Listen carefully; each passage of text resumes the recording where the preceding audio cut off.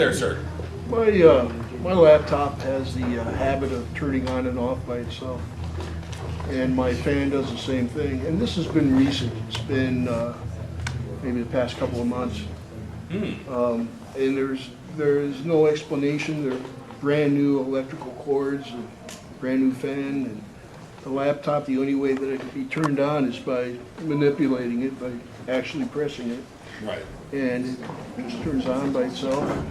Is any special time of the day that it happens? 3 o'clock in the morning. 3 o'clock in the morning? Yeah. There's an electrical device that you can test your wiring to see if you have any exposed wires or whatever. Did you bring it with you? Which one? The EMF. So what we do is we run this along the wall to see if there's exposed electrical conduits or anything where you're going to have like a supernatural phenomenon due to electrical sources. It's wireless. Your fan is? No, not the fan, the Laptop? Yeah. But anyways, you could always investigate yourself and see. I don't know about the laptop, but there's lots of explanations for a laptop to kind of kick off. One would be a virus. I'm just playing with you. But I mean, from an investigative approach, which you raised your hand and said you wanted to investigate, right? These things are actually really cool. I don't think they're that expensive. Where did you get it at? eBay. eBay, they're called an EMF. No, those are KT movies. Okay.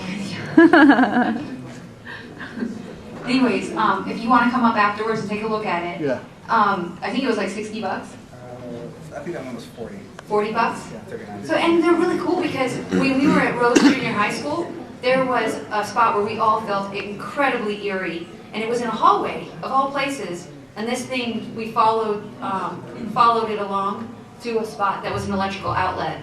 So somewhere along the line between that outlet and where we were standing, there was like an open exposed wire or something. Okay, and what does EMF stand for everybody? Electrical magnetic field, and you're basically detecting whether or not it's a higher range than normal. Cool. Okay, we're going to get to some more questions in a little bit. I think Heather's ready though. I am. Okay, so since I was just talking about Jerome, this is the one EVP that I was referring to. EVP stands for electronic voice phenomenon.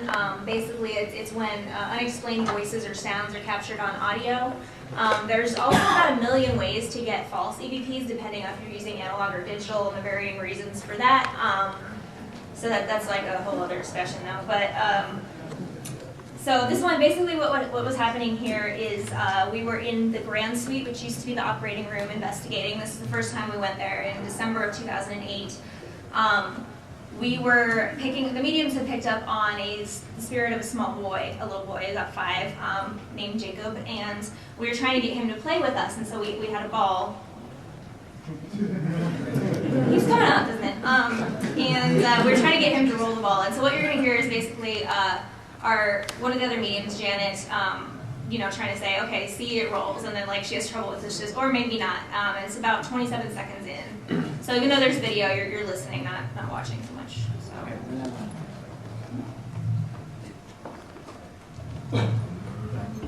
It's recording.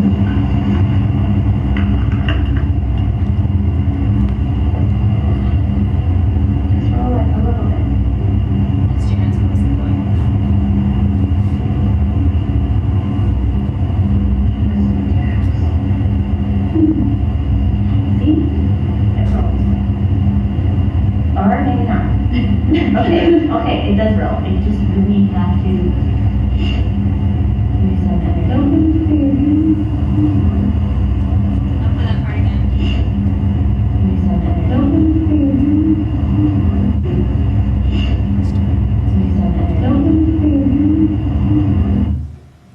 So basically it sounds like a little boy, and everybody pretty much agreed it sounds like he's saying, don't leave here, please. It was actually very sad because we had actually had a lot of fun with this kid. I had seen him just, being a normal kid, he was doing this like airplane thing around the room that kids do, and like he was a lot of fun and laughing and smiling, and after we heard this EVP, we were like, it never occurred to us that maybe he was just that way because we were there and interacting with him. How many people really come do that? So this sort of made everybody go, oof. But that's one of the better EVPs that we've gotten. We've also gotten one at the domes, which I don't recommend going to because it's called trespassing. And do as we say, not as we do. We don't do it anymore. It was a bad mistake. Could have ended badly. But out there we got some EVPs of like dogs barking and things like that, which fit with some of the background of the haunting about reports that people had, done animal sacrifices and all that stuff out there, which we were able to verify with the Casa Grande police. So this next one is also in Jerome. You're going to hear Janet, again with the little boy, singing Itsy Bitsy Spider to him, and then you will hear a man's voice pop in at the end of it.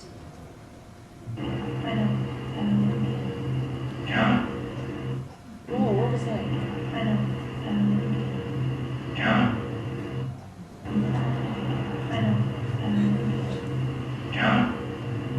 What's he saying?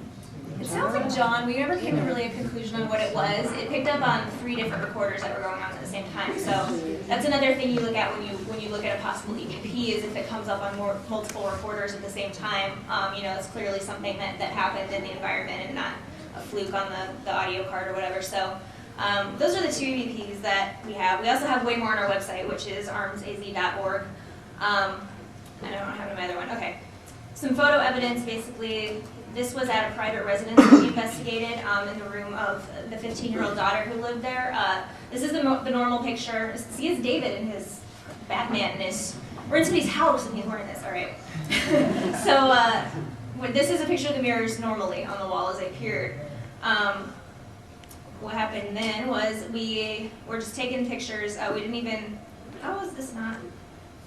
Really, Peter, really? Hold on, it's probably gonna be the wrong one.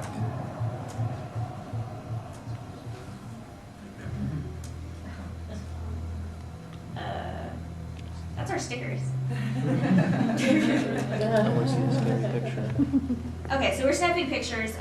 There was only about 2 photos in a series of hundreds that came up with this anomaly in the smaller mirror.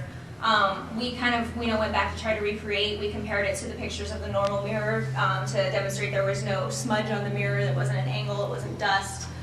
We weren't anywhere close to it.